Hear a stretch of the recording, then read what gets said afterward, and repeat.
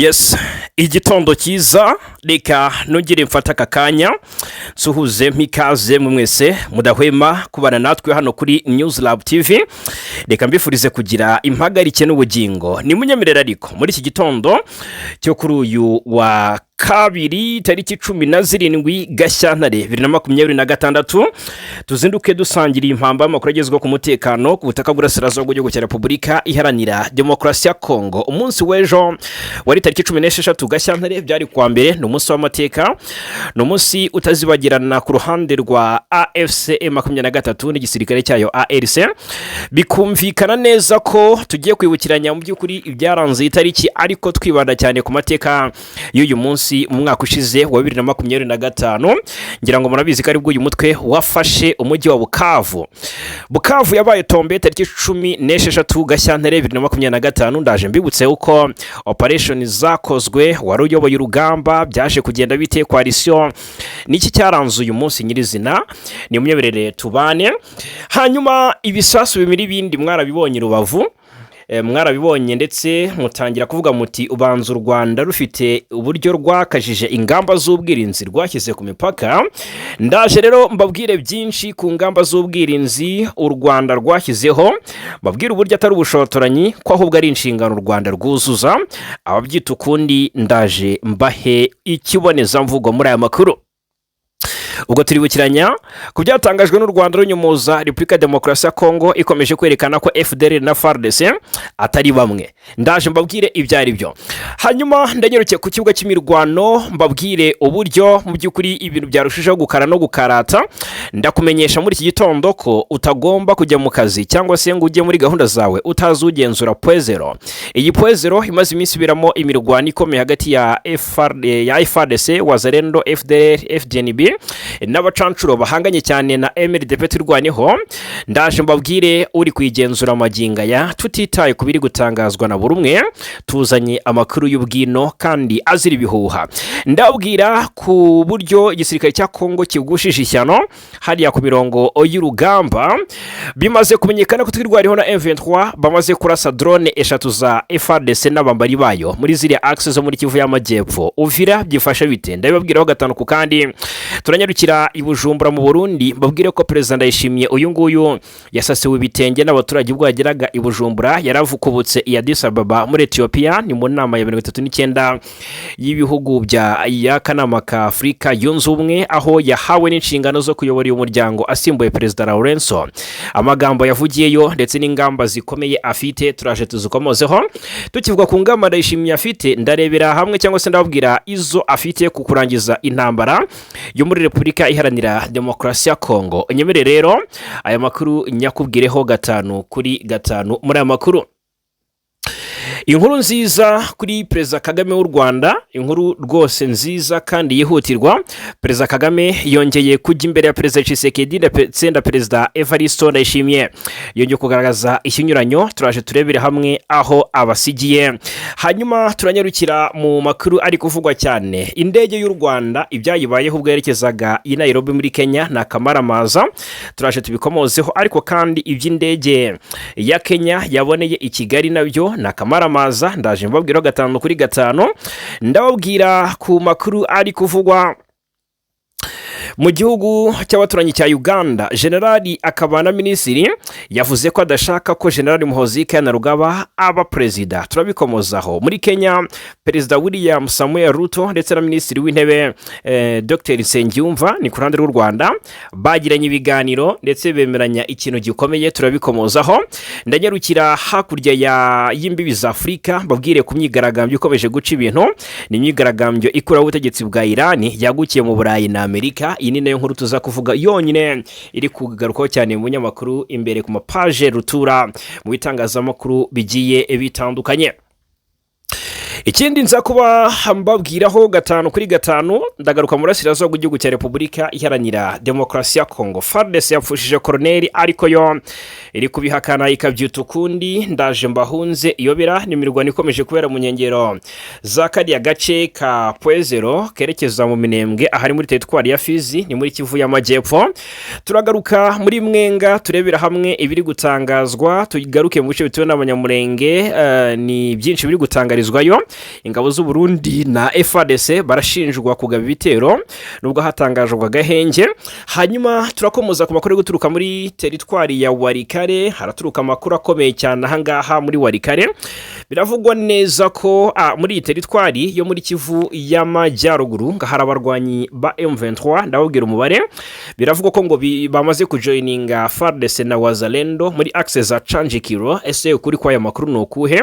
Ndababwiraho 5/5 nogere mbabwira inkuru nziza uturuka ku muhanda Chivanga Bolambika muri Sud Kivu, ni muri teritwari ya Karehe. Ahangaha biravugwa neza ko uyu muhanda wongeye gufungurwa ndetse kuva ku cyumweru rwose ibintu byamaze kuba bigenda neza. Chivanga, Kalonge, Bolambika, Hombo aha ni muri teritwari ya Karehe.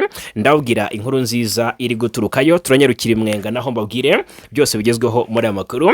Nyemerera mbere yuko nanzika ndambura aya makuru unkandira aho hasi handitse subscribe, unkandire kuri sabone cyangwa se ni subscribe kwiyongera n'ubundi cyangwa se biguha amahirwe n'ubundi yo kwiyongera mu muryango mugari w'abadahwema kubana natwe, abakunzi bacu badutera inkunga badushyigikira 5/5.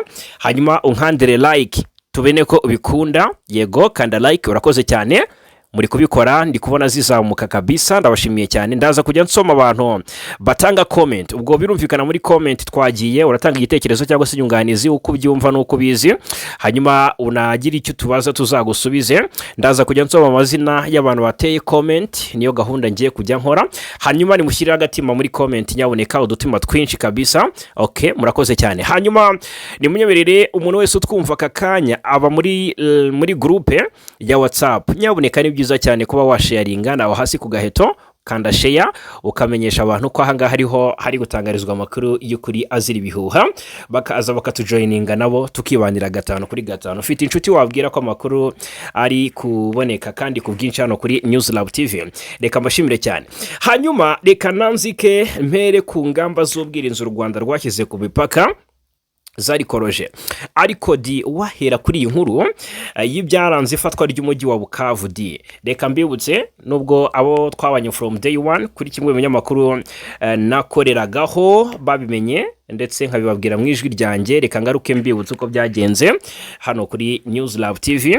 Twibukiranye igisa n'amateka atazibagirana. Tariki 16 Gashyantare ni ku munsi w'ejo hashize, ni tariki twibutsa iyo yindi cyangwa se ingenzi yayo, tariki 16 Gashyantare 2025, kuko aribwo umutwe wa AFC M23 wafashe ku mugaragaro umujyi wa Bukavu. Uyu ni umurwa mukuru w'intara ya Kivu y'Amajyepfo muri Repubulika ya Demokarasi ya Kongo. Icyo gikorwa cyabaye impinduka ikomeye cyane mu ntambara yari maze imyaka myinshi mu burasirazuba bwa Kongo, by'umwihariko mu ntara ya Kivu y'Amajyaruguru n'iy'Amajyepfo. Ni mu gihe abaturage bo mu burasirazuba bw'igihugu bari bamaze imyaka myinshi bicwa, by'umwihariko abatutsi bazira uko basa. Nyuma y'uko AFC M23 ihafashe, bamwe bavuga ko umutekano uyongereye. Hari n'abandi bahungiye mu mahanga batangiye kugaruka ndetse no kwisanga iwabo, bavuga ko bongeye kwiyumva ku butaka bwa Repubulika Iharanira Demokarasi ya Kongo. Ibibazo by'umutekano muke muri ako gace bifite imizi mu ntambara zo mu Rwanda zatangiye mu mpera z'umwaka w'1990 zakurikiwe na jenoside yakorewe abatutsi mu Rwanda muri Mata 1994. Nyuma y'iyo jenoside rero abarwanyi ba FDLR n'indi mitwe yitwaje intwaro ya Mayimayi bagiye mashyamba ya Kongo, bituma aka karere kabindira imitwe myinshi yitwaje intwaro ihora ihigira abatutsi kubarimbura cyangwa se kubirukana ku butaka bwa Repubulika ya Demokarasi ya Kongo. Umutwe wa M23 rero ni nawo ngira ngo ngaruke ku mateka yawo n'ibyo wakoze ku itariki ya 16 Gashyantare umwaka ushize. Wagaragaye bwa mbere muri 2012 uvuga ko uharanira uburenganzira bw'Abanyekongo bavuga Ikinyarwanda, cyane cyane Abanyamulenge n'Abatutsi bo muri Kivu y'Amajyaruguru. Nyuma yo gutsindwa no gusinyana amasezerano n'ubutegetsi bwa Repubulika Iharanira Demokarasi ya Kongo mu mwaka 2013, M23 yongeye kubura imirwano mu mwaka 2021 ivuga ko amasezerano atubahirijwe. Umutwe wa M23 rero ndetse n'uwa MRDP twirwaneho byaje kujya mu ihuriro AFC M23 mu mpera z'umwaka wa 2023, ari nabwo iri huriro ryaguye ibikorwa byaryo rifata ibice byinshi by'ingenzi muri Kivu y'Amajyaruguru mbere yo kwerekeza muri Kivu y'Amajyepfo. y'Amajyepfo aho ryaje gufata Bukavu ku mugaragaro tariki 16 Gashyantare 2025. Ifatwa rya Bukavu ryabaye nyuma y'imirwano ikomeye hagati ya AFC M23 ndetse n'ingabo za leta ya Congo FARDC n'abafatanyabikorwa batandukanye n'imitwe irimo Wazalendo birumvikana, FDLR, harimo abacanshuro n'abandi n'ingabo z'u Burundi.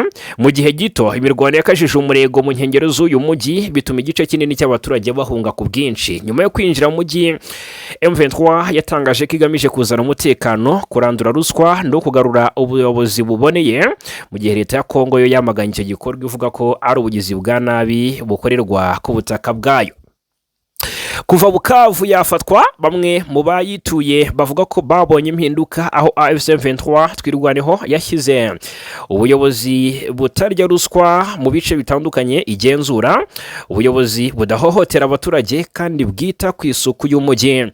Ni mu gihe mbere hakundaga kugaragara umwanda mwinshi, amashuri n'amavuriro byongeye gufungurwa nubwo imiryango mpuzamahanga itanga ubufasha cyangwa se itanga ubufasha yakomeje gusaba impande zose guhagarika imirwano no gushyira imbere ibiganiro bya politiki, bavuga ko ari byo byatanga umuturambye. Ku ruhande rwa leta ya Kinshasa, ibikorwa bya gisirikare byakomeje mu bice bitandukanye bya Kivu y'Amajyepfo hagamijwe kugarura ubusugire bw'igihugu.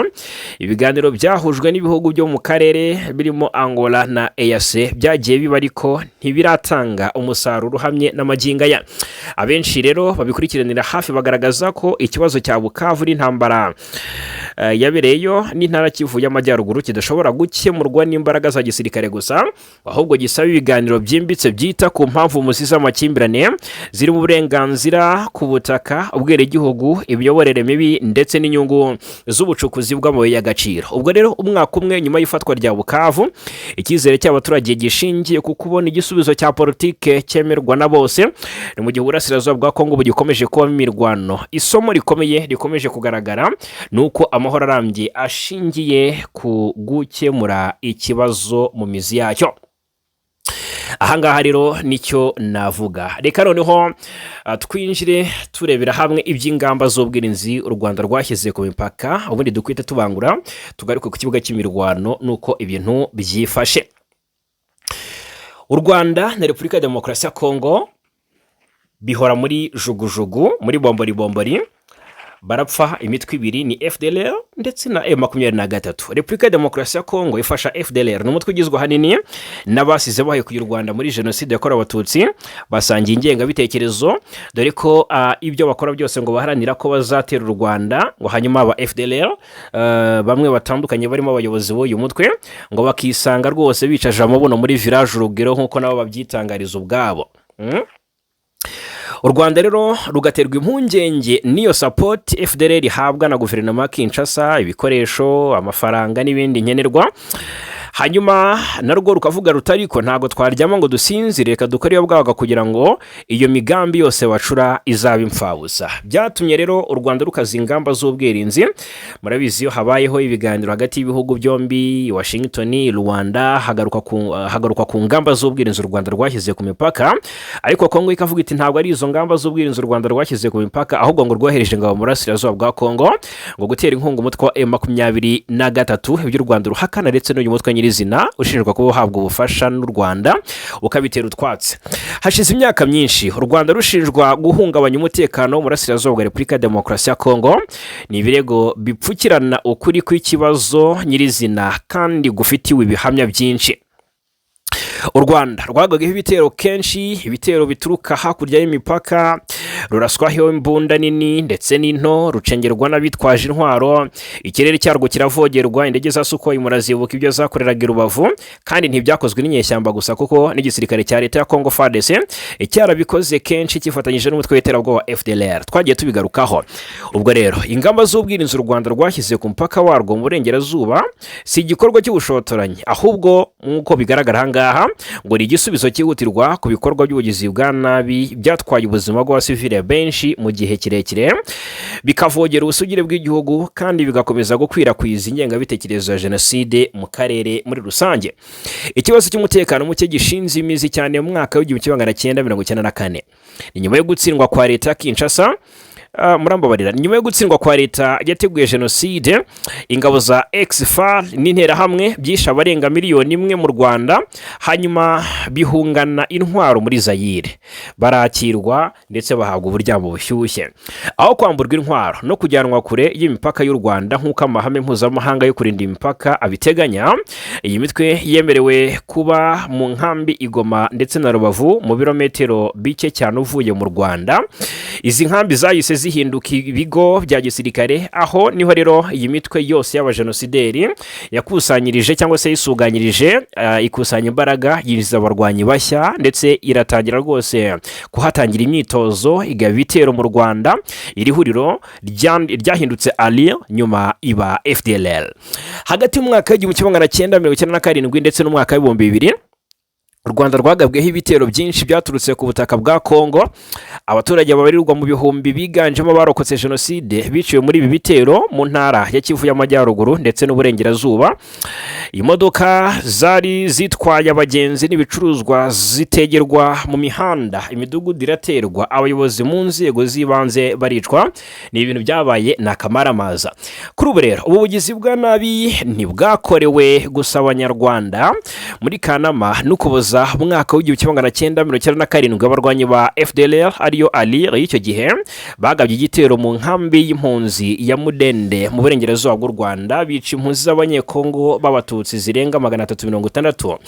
Ubugome rero bwabaye mu gihe umuryango mpuzamahanga wari uzi neza ko mu Burasirazuba bwa Kongo hari ibigo bya gisirikare biteje ikibazo ku mutekano w'u Rwanda, kandi hakaba hari hatanzwe umuburo mwinshi cyangwa se inshuro nyinshi. Ubwo rero nubwo hari raporo nyinshi z'umuryango w'Abibumbye zerekana ibikorwa bya FDLR, uyu mutwe ntiwigeze usenywa.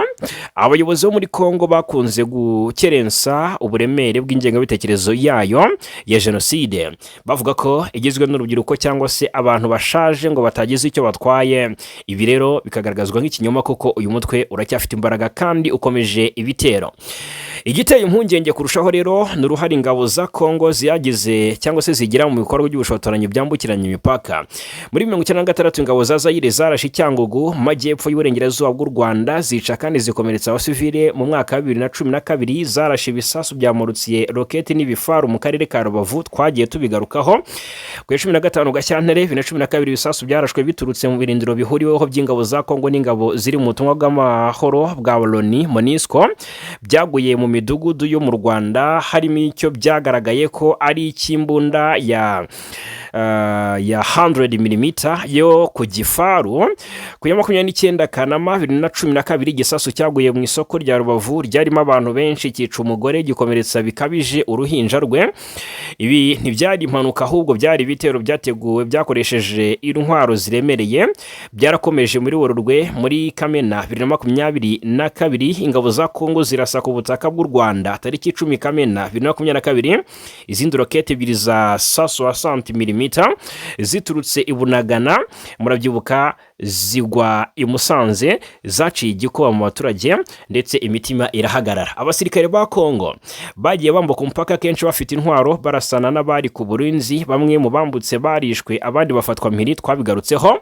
Mu Gushyingo, mu Kuboza ndetse no muri Mutarama 2023 indege z'intambara za Kongo zo mu bwoko bwa Sukhoi 25 zavogera ikirere cy'u Rwanda ku kiyaga cya Kivu cyo muri Kivu cyangwa se mu mujyi wa Rubavu. Zari mu myitozo y'urugamba, ntibyari ukuyoba, byari byateguwe. Uretse kuvogera u Rwanda, imitwe y'iterabwoba y'Abanyarwanda ikorera mu Burasirazuba bwa Kongo nka CNRD, FLN, Rudurunana na FDLR yakomeje kugaba ibitero ku basivile mu Rwanda mu bihe bigiye bitandukanye mu minsi yashize. Mu Gushyingo 2012 abarwanyi ba FDLR bari bambaye impuzankano ya Repubulika ya Demokarasi ya Kongo, bateye umudugudu wa Muti mu karere ka Rubavu.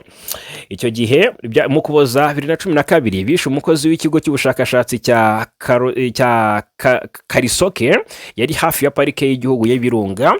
Muri 2019 abarwanyi ba Rudurona n'abakomoka muri FDLR bateye akarere ka Musanze baturutse muri Kongo, bica abasivili 8.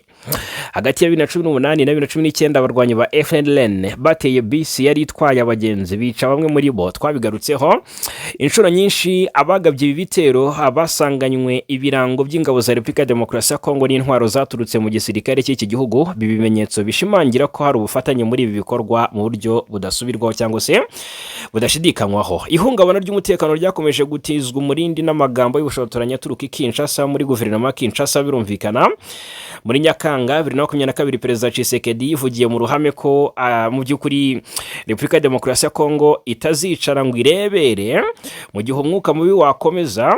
Ubwo yiyamamazaga muri 2023 yavuze inshuro nyinshi cyangwa se inshuro zirenze imwe ko azashoza intambara ku Rwanda, abisubiramo kuri televiziyo y'igihugu mu Kuboza uwo mwaka wa 2023. Aya magambo rero agira uburemere yaherekejwe n'ibitekerezo bihamye kuri iyi ngingo, yaherekejwe n'ibitero by'imbunda ziremereye, gucengera kw'abitwaje intwaro ndetse no gukoresha imitwe y'inyeshyamba mu bihe bigiye bitandukanye. Mu mpera za Mutarama uyu mwaka ushize wa 2025 ubwo mu mujyi wa Goma habaga imirwano y'ihuriro ry'ingabo za leta ya Kongo na AFC M23, ibisasu byarashwe mu Rwanda, bimwe bipfubirizwa mu kirere. Murabizi ibisasu bimwe ibindi twabivuzeho, ibindi bigwa i Rubavu byica abaturage 16, bikomeretsa 177, bisenya inzu zirenga 200. Twagiye tubigarukaho. Igisubizo cy'u Rwanda cyabaye cyo kwifata ndetse no kwirinda, gushyiraho ingamba ku mipaka bifite intego yo gukumira ibindi bitero, kurinda abasivile no gukumira imitwe yitwaje intwaro kugira ngo itinjira ku butaka bwarwo. Ibi rero si ubushotoranyi ahubwo no gushoza inshingano cyangwa se no gusohoza inshingano yo kurinda ubusugire bw'igihugu. U Rwanda ruzi ingaruka zikomeye kwirengagiza ibibazo bigaragara bigira mu mwaka w'1994. Imiburo yatewe utwatsi, ibimenyetso birakerenswa, hakurikiraho ingaruka z'amahano. Uyu munsi rero iki gihugu cyanze kongera gukora ikosa nk'iryabaye mu myaka 32 ishize. Ikibazo si impamvu u Rwanda rurinda imipaka yarwo, ahubwo ikibazo nyacyo ni impamvu imitwe y'abajenosideri ikomeza gukorera mu burasirazuba bwa Kongo, n'impamvu leta ya Kongo, leta nzima, ikomeza kwemera ko imitwe yitwaje intwari ikorera ku butaka bwayo mu guhungabanya umutekano w'umuturanyi, kugeza igihe ibibazo bizakemuka cyangwa se bikemuwe mu bunyangamugayo ndetse no kubahiriza inshingano. Ingamba z'ubwirinzi u Rwanda rwashyizeho ntizizakomeza kugira inshingano gusa, ahubwo zizakomeza kuba ntayegayezwa muri rusange. Ku ngamba z'ubwirinzi u Rwanda rwashyize ku mipaka byo ntibishidikanywaho byakomotse ku kuba FDLR ikomeje guhabwa uburyamo bushyushye na guverinoma Kinshasa. Ibimenyetso by'uko uyu mutwe ugambiriye guhungabanya umutekano w'u Rwanda muri iyi nkuru nabyo tubigarutseho gatanu ku kandi nubwo tutabivuye muzi. Ubushotoranyi bwakorewe u Rwanda yaba hasi ku butaka no hejuru mu kirere. Kinshasa ikunze gukerensa umutwe wa FDLR. Byatangajwe ejo bundi na Minisitiri Patrick Muyaya, bikaza gusubizwaho na Minisitiri Olivier Nduhungirehe ku munsi twari twabigarutseho.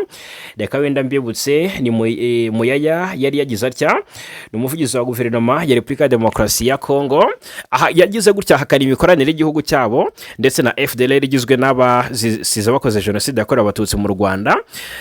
Nduhungirehe yifashije X yahoze ari Twitter, yaje kugaragaza ko umutwe wa FDLR n'igisirikare cya Kongo mu by'ukuri banywanye nk'umwana na se, kandi ko basangiye ingengabitekerezo ya jenoside. Ubwo Patrick Muyaya yari mu kiganiro n'umunyamakuru yavuze ko ngo u Rwanda rudakwiye guhora rwitwaza ikibazo cya FDLR, ngo kuko igice kinini cy'abayigize kuri ubu bari mu bice bigenzurwa na M23 akunze kwitirira u Rwanda. Ati mumenye neza ko abasigaye benshi muri FDLR niba atari bose, ati bari mu bice by'igihugu byafashwe, kandi mwumvishije ukuri. Ati ndashaka kubabwira ko u Rwanda rutagomba kongera kuzamura ikibazo cya FDLR rukigira urwitwazo, kuko bo bagombye kuba bakemura ibibazo biri mu gice cy'igihugu bafashe. Agira ati twebwe, ati twari twarateganyije gukemura icyo kibazo cy'iterabwoba, ariko abanyarwanda bagomba kubanza kuva muri ibyo bice kugira ngo tubashe kugikemura. Noneho Muyaya yari yakomeje avuga ko ngo hari abaturage hafi 300 biciwe muri Nyakanga mu mwaka ushize, bicirwa hariya muri Rucuru, kandi ngo bose nabo mu bwoko bw'abahutu, ariko bakirengagiza ibihumbi by'abatutsi b'abanyekongo bishwe mu bihe bitandukanye ndetse n'ubu bwicanyi cyangwa se n'ubu bakaba bakomeje kwicwa urusorongo mu burasirazuba bwa Kongo. Gusa avuga ko ngo hari ubwicanyi bukorwa mu izina ryo guhiga FDLR kandi ngo ari abanyarwanda ngo kandi bakwiye kuba bafite umwanya wabo mu gihugu cy'u Rwanda. Yari yongeye kugaragaza ko amasezerano ya Washington yageza ku gisubizo kirambye, ariko arenegwa gusobanura uruhande rwa Kongo, ahubwo ahengamira ku kuvuga ko u Rwanda kuva rwasinya ngo rwagize ubwoba cyangwa se rwasinya yari amasezerano ya Washington. Nduhungirehe rero ntiyari yiminwa, yagarutse mu by'ukuri ntiyanyura ku ruhande, ahita atamaza Minisitiri Muyaya agaragaza ko ibyo avuga ari ibinyoma, kuko umutwe wa FDLR wamaze guhuza imbaraga na FARDC nk'umwana na se bahuje ingengabitekerezo ya jenoside. Ati iki ni ikinyoma kindi kuko umutwe munini w'abasigaye muri FDLR bafite amateka ya jenoside. Umwana ubana kandi uhorana ingengabitekerezo za Repubulika ya Demokarasi uhorana, ati n'umwana ahangaha rero ni FDLR. Yagaragaje FDLR nk'umwana ariko avuga ko se ari guverinoma ya Kinshasa. Ati kugeza ubu muri Kongo habarurwa abarwanyi ba FDLR bari hagati y'ibihumbi 7 ndetse n'ibihumbi 10. Abahoze muri FDLR basobanura ko yatangiye gukora cyangwa se gukorana n'ubutegetsi bwa Kinshasa kuva yabaho kugeza ku bwa Laurent Désiré Kabila, kuva Kabila yegurirwa ibyari kuyifasha gukuraho ubutegetsi bw'u Rwanda.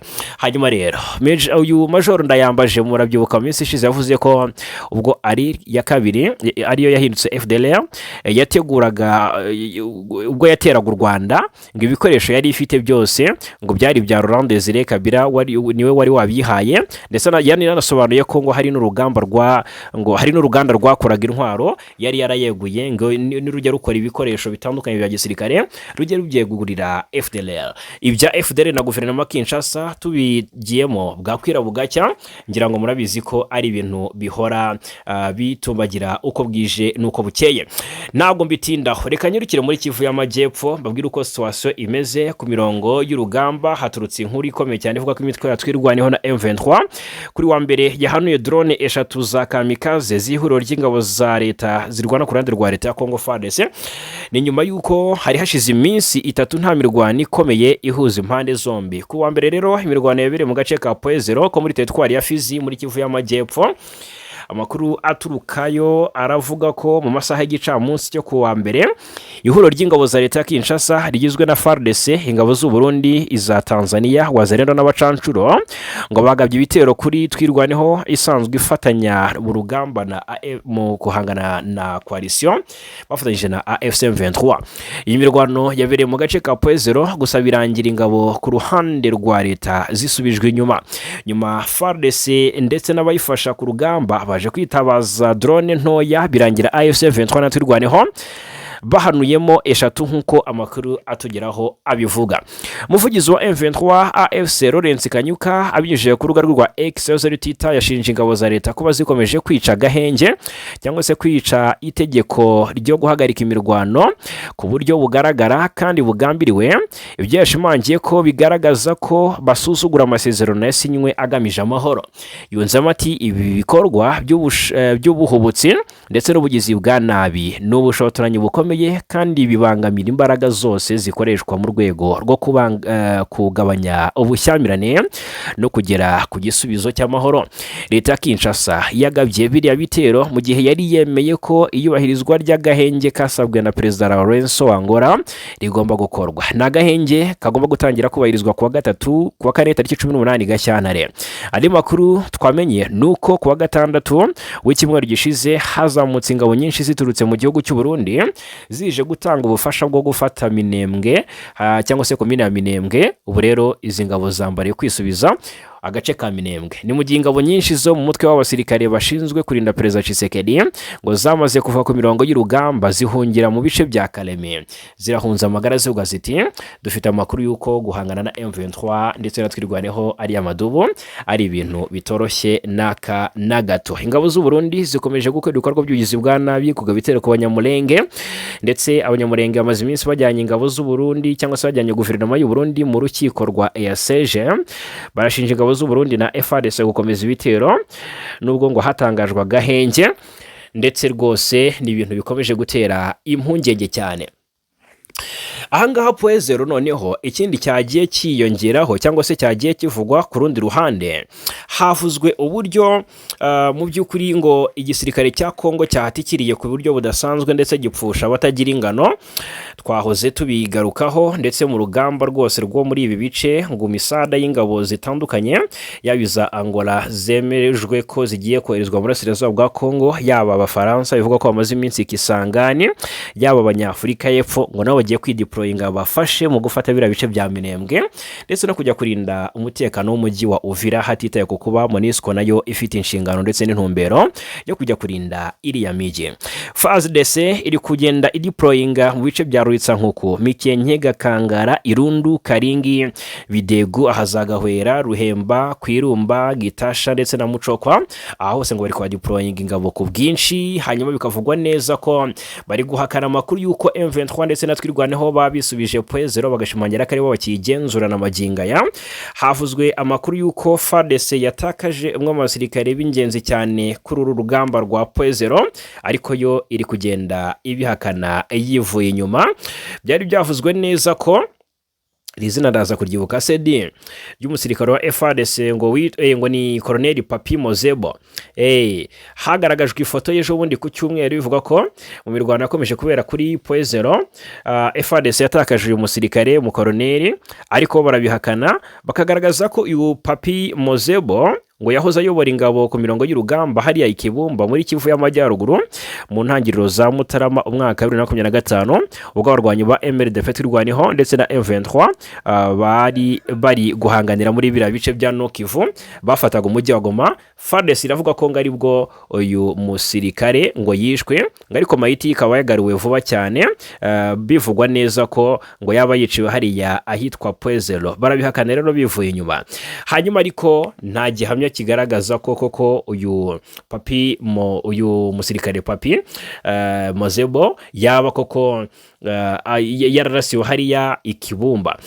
Hanyuma ibi byo ntago tubitindaho, ikigaragara nuko Poezero turacyibaza ninde uri kugenzura Poezero mw'abantu mwe. FARDC iri gutesekera ku mirongo y'urugamba, ibintu birakomeye cyane. Nimunyemerere tunyarukiye mu gihugu cy'u Burundi mbabwire ibya Perezida Evariste Ndayishimiye.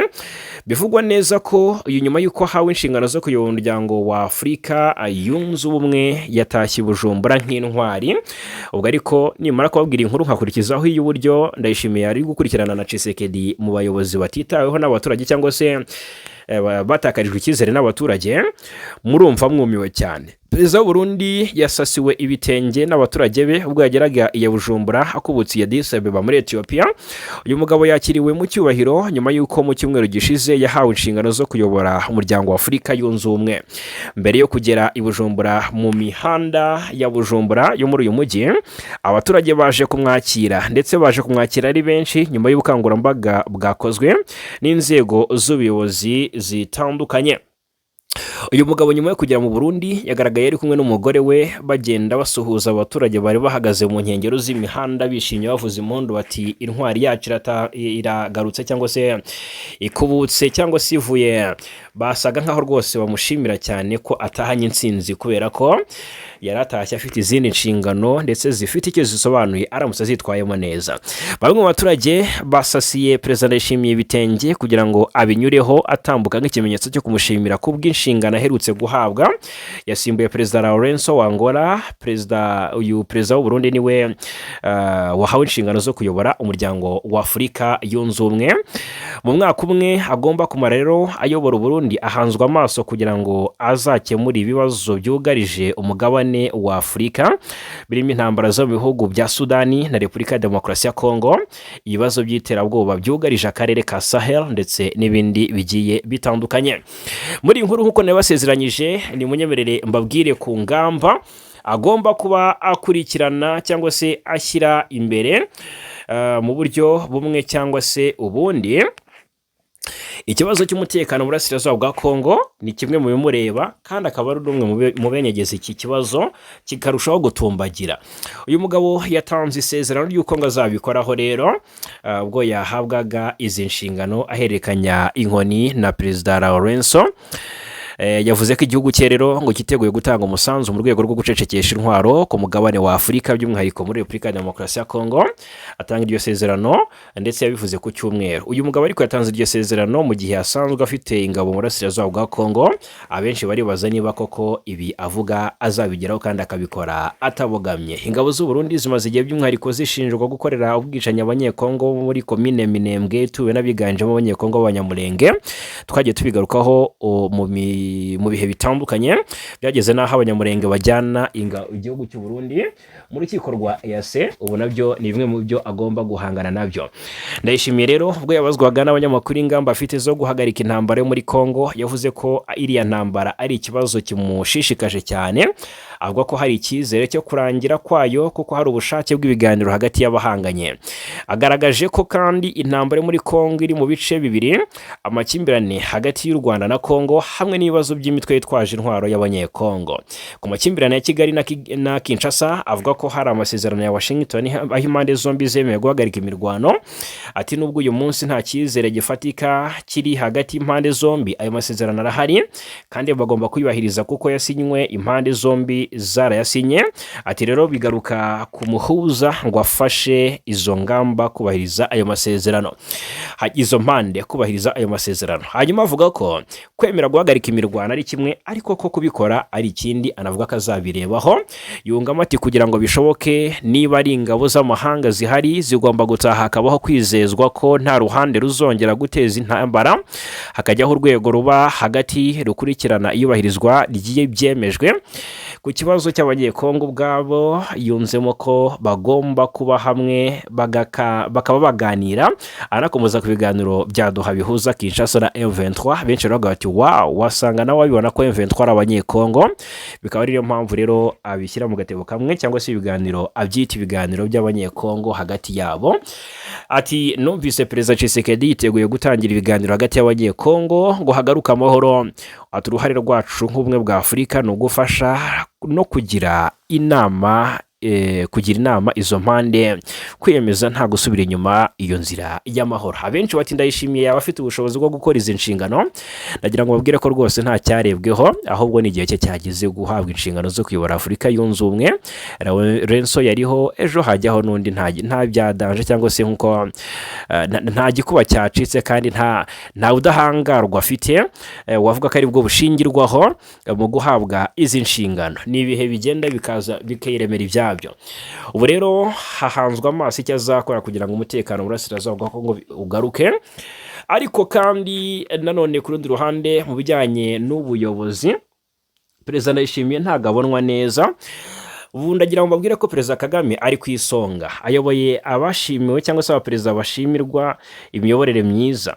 Perezida Tshisekedi na Ndayishimiye bari mu banyuma baza mu bayobozi babi kurusha abandi ku isi. Nahoze mbona bitangazwa n'ikinyamakuru African Today Media Group cyasohoye ubushakashatsi bushya bugaragaza uko bamwe mu bayobozi b'ibihugu bya Afurika babonwa n'abaturage ku bijyanye n'imiyoborere yabo. Ubushakashatsi rero bwakorewe ku banyafurika 150 baturutse mu bihugu 38 hagamijwe kumenya abaperezida batatu bafatwa nk'abakora neza kurusha abandi ndetse n'abandi batatu babonwa nk'abakora nabi kurusha abandi.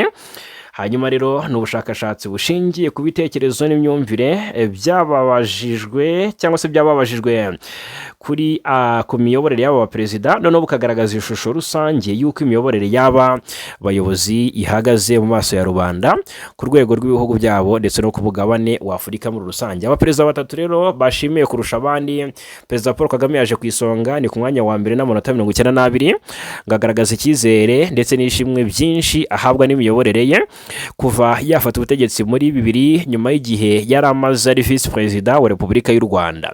U Rwanda rwagiye rugaragaza impinduka zikomeye mu bukungu, mu miyoborere no mu iterambere ry'ibikorwa remezo. Waje amukurikiye ni Perezida wa Burkina Faso, ari ku mwanya wa kabiri Captain Ibrahim Traoré n'amanota 89. Uyu muyobozi ukiri muto wafashe ubutegetsi akoze coup d'etat nawe ashimwa cyane n'abaturage. Ku mwanya wa gatatu haza Daram Gokol wa wa Mauritius n'amanota 87. Ubwo rero Perezida Tshisekedi Felix Antoine Tshisekedi aza ku mwanya wa kabiri mu bayobozi batabonwa neza rwose n'abaturage n'amanota 4%, nubwo yagiye agaragaza ubushake bwo kuvugurura inzego ndetse no kugarura amahoro n'umutekano mu burasirazuba bwa Kongo, ariko ntabwo arabonwa neza. Perezida Ndayishimiye rero afite amanota 2, ari ku mwanya wa kabiri mu babonwa nabi n'abaturage.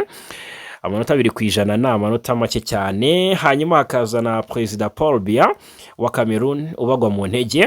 Nibyo rero navuga.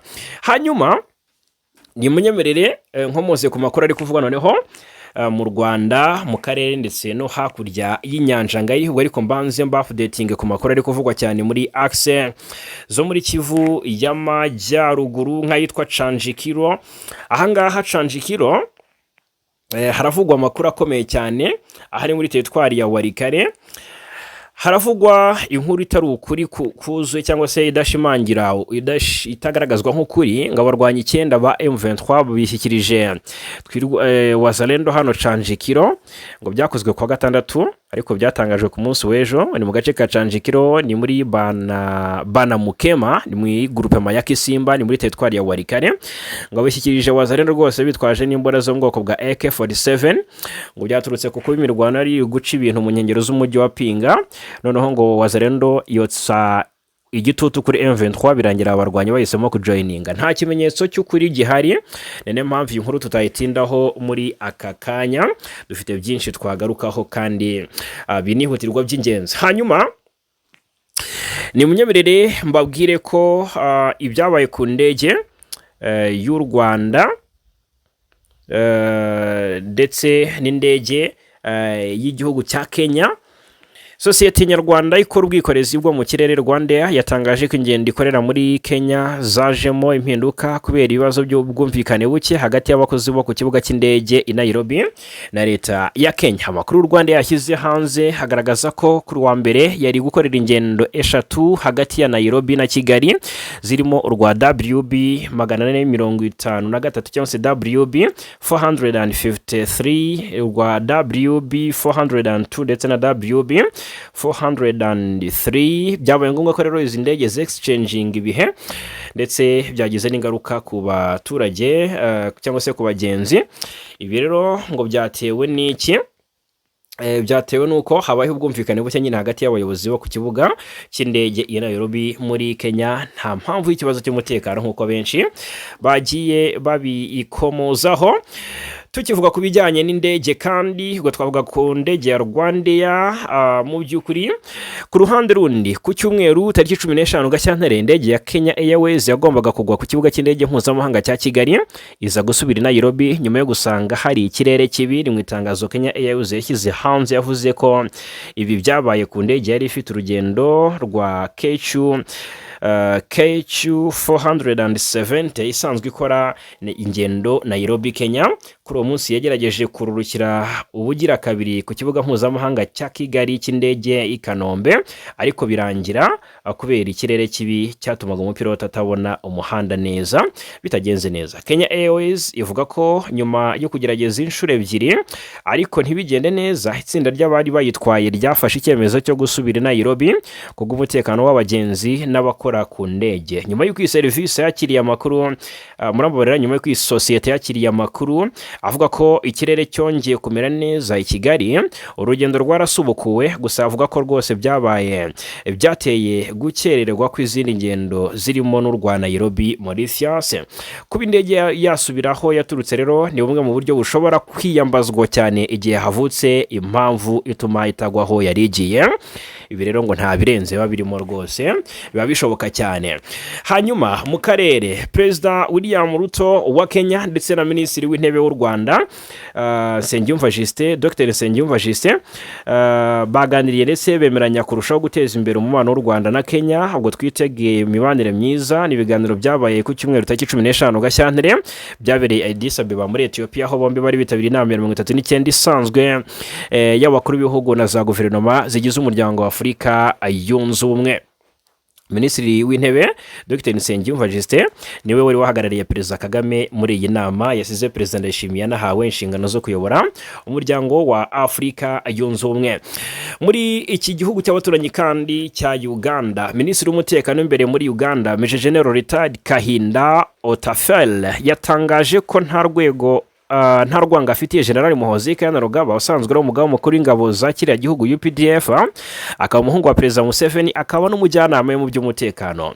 Ariko uyu minisitiri w'umutekano imbere mu gihugu muri Uganda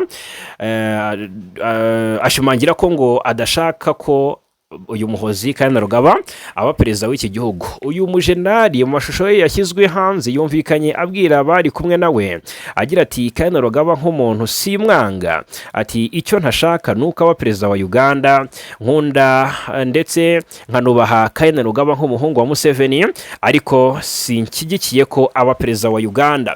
General Kahinda Otafiel yunzemo ko ibyo kuba atifuza ko General Muhoozi Kainerugaba aba perezida wa Uganda azakomeza bivuga mu buryo bweruye, ndetse ko adateze na rimwe kubisabira imbabazi. Uyu mugabo yavuze ibi mu gihe amakuru avuga ko mu gihe Perezida Museveni azaba asoje manda ya 7 yatorewe mu kwezi gushize, ashobora gusimburwa ku butegetsi na General Muhoozi usanzwe ari umuhungu we. N'umushinga icyakora wakunze kurwanywa n'abarimo Otafiel usanzwe uzwiho kudacana uwaka na General Muhoozi Kainerugaba.